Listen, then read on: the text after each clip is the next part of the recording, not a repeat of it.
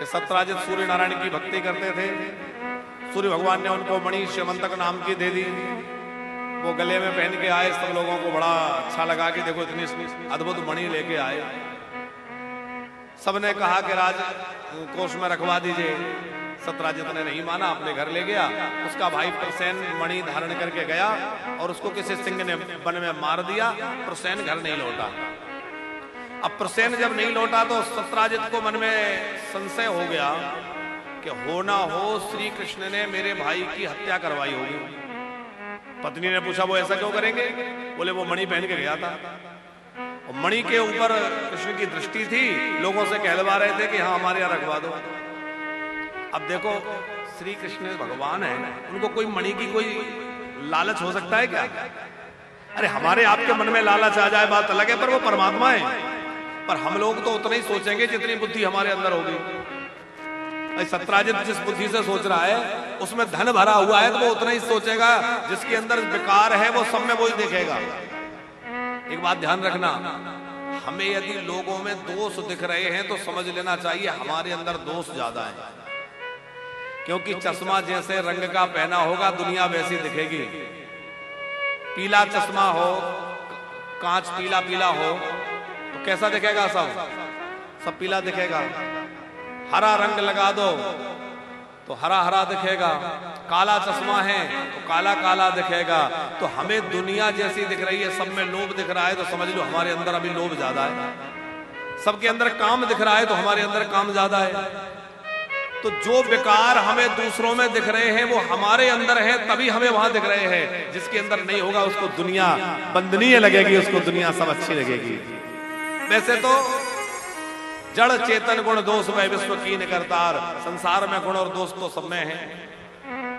अच्छा कोई आदमी ऐसा है जिसमें एक भी दोष ना हो सकता है?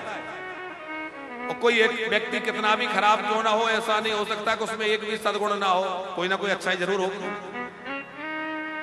तो अब देखने वाले के ऊपर है कि वो उसके गुणों को देख रहा है कि दोषों को देख रहा है। सत्यराजित की बुद्धि में धन भरा हुआ है, क्योंकि वो मणि से जो धन मिलता है वो धन ने उसकी बुद्धि खराब कर रखी है। तो उसको श्री कृष्ण में भी लालच नजर आ रहा है कि इनमें लालच होगा, मणि के प्रति इन्होंने मेरे भाई को मरवाया होगा। सारे द्वारिका में ये बात फैल गई कि श्री कृष्ण ने प्रसेन को मरवा करके मणि छीन ली। श्री कृष्ण उस मणि की खोज में गए और प्रसेन मरा हुआ मिला, मणि नहीं मिली। आगे एक सिंह मरा हुआ मिला, वहां भी मणि नहीं थी। गुफा में गए तो गुफा में एक कन्या मणि से खेल रही थी। वो जामवंत जी की बेटी जाम्बवती थी। श्री कृष्ण ने उसका हाथ पकड़ लिया, देवी ये मणि तुम्हें कहां से मिली? और वो अचानक किसी को हाथ पकड़े हुए देखा तो चीख पड़ी, क्योंकि वो तो जंगल में रहती थी, वहां कोई मनुष्य तो जाता नहीं था। वो चीखी तो उसके पिताजी आए कि कौन मेरी बेटी के पास आया, और पहचाना नहीं कि ये कौन है। जामवंत जी ने लड़ना शुरू कर दिया।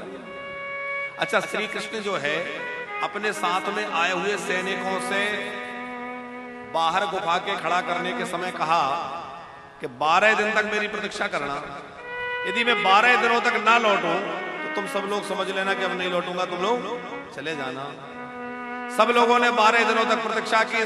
श्री कृष्ण नहीं लौटे, क्योंकि उनका जामवंत जी के साथ 28 दिन युद्ध चला। तो इधर जो बाहर के लोग खड़े थे वो सब धीरे धीरे लौट करके द्वारिका चले गए। अब वसुदेव जी को पता चला कि मेरा पुत्र गुफा में गया था, लौटा नहीं। तो पिता का हृदय तो पिता का हृदय है, व्याकुल हो गए। आखिर वात्सल्य है, भले ही वो भगवान है, लेकिन अच्छा देखो बेटा कितना भी बड़ा हो जाए पर माता पिता के लिए तो वो बच्चे ही रहता है।